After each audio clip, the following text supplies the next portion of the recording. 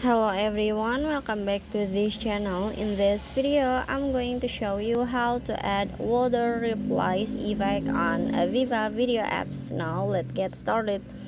First, open your VivaVideo apps, and after this you can you can add the video that you want to edit.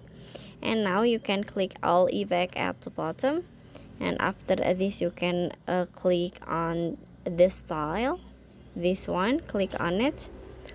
And in here you can see on reports, click on it, and in here you can see the reports that you want to add. In here you can see the reports effect 1 until 5. You can choose the reports that you want, but in here I want to show you this is the reports 1, this is the reverse 4, and then this is the reverse 5. And after this, in here you can click done in here and finish. So that how to add reports, water reports on VivaVideo apps. I hope you found this video to be helpful. If you enjoy with the content, please consider like, comment, and subscribe down below. Bye bye.